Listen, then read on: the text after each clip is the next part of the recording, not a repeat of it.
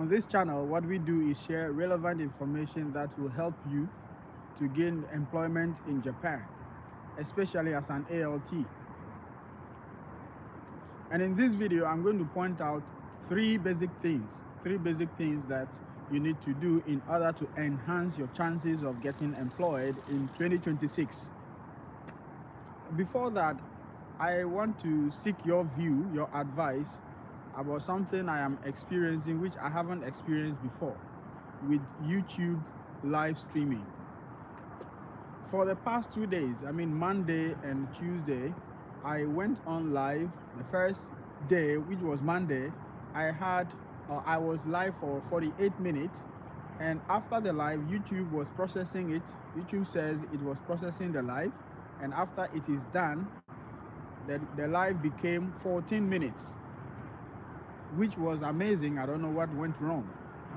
Yesterday, which was Tuesday, I again came live and I spent 50 minutes and few seconds. After the live, as usual, YouTube says it was processing it.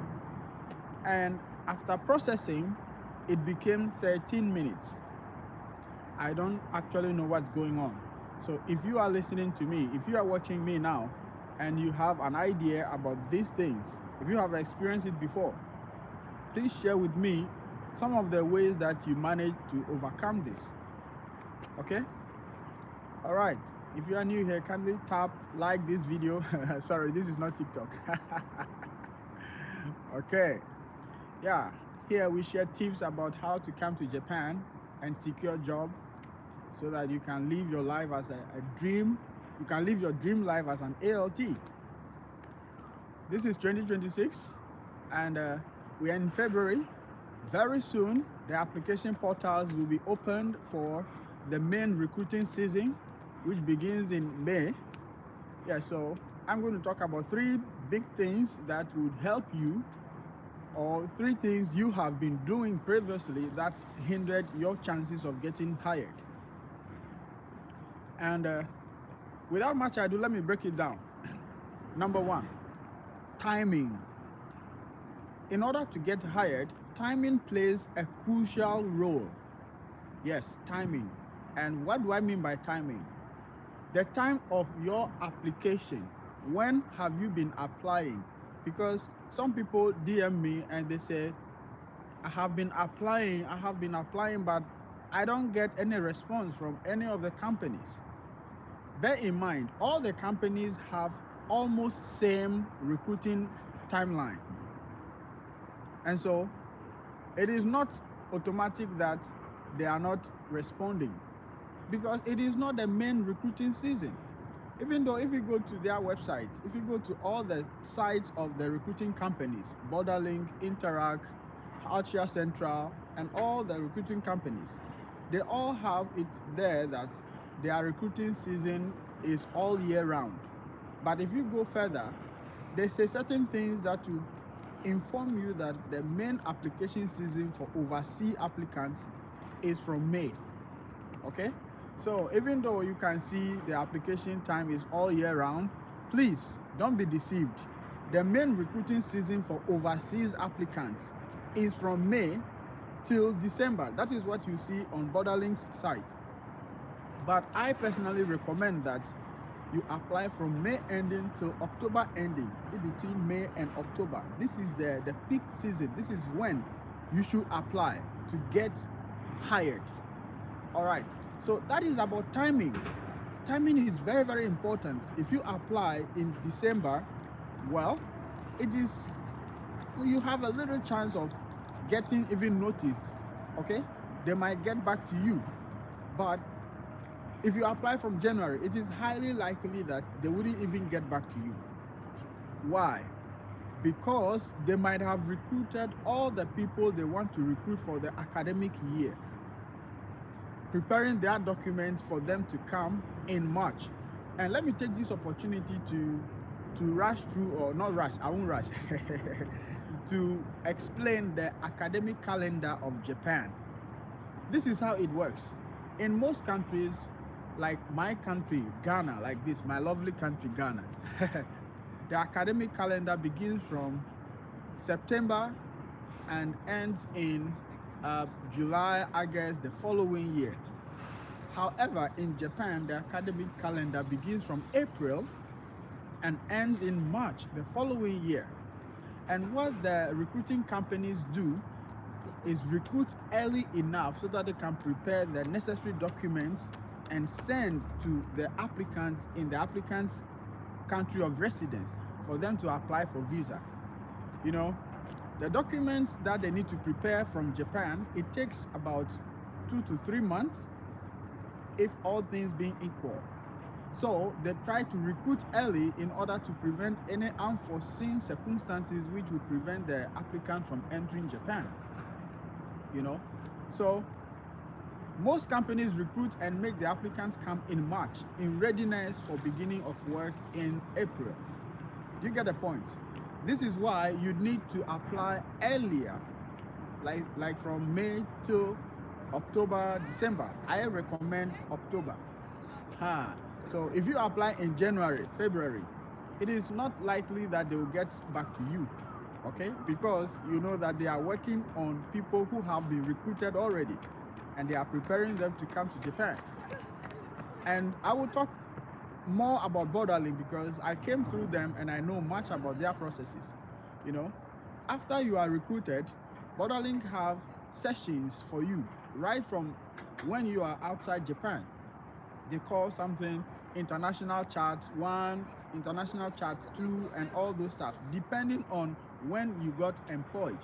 For me, I got employed in July. In the year I got employed in July, and I was told I would be coming in March the following year. So I enjoyed international chat 1, chat 2, I think chat 3 or so.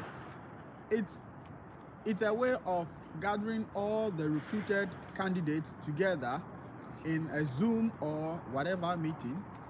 My time was it Google Meet or Zoom? I forgot. But our interview was done through Skype. Yeah, it was done through Skype. But the Google Meet was used for the international chat. Yeah, so yeah, you talk about Japan. If someone has been to Japan before, what has the person seen, or what new thing has the person learned? And those of us who were not in Japan, we had the opportunity to also listen to some of the things that people experienced in Japan in the past. I remember it was through the international chat that I got to realize that Japanese taxis or taxis in Japan, as a passenger, you don't need to open the door. Yeah, drivers in Japan open taxis doors for passengers. When I heard it first, I was like, really? Because in my own country, sometimes some of the taxis you have to, you know, opening the door itself, you have to. But here, as a passenger, when you stop a taxi or when you order for a taxi, when the taxi stops, you are not supposed to open any door. You are not supposed to touch anything.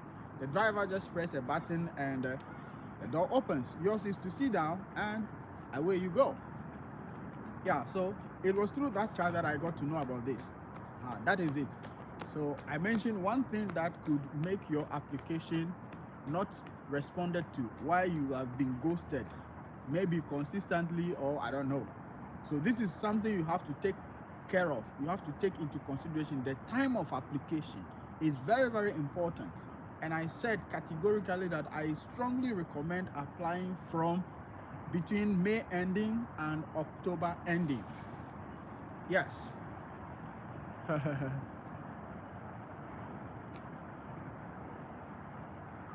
Okay, all right. Yeah, so before I continue, there might be certain things that I am unable to say here, maybe through forgetfulness or whatever.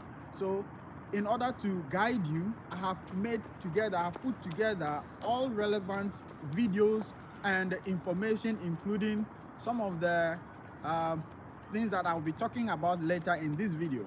And I made an ebook and very compact, and I'm going to share the link under this video, which will guide you and save you from scrolling through the internet.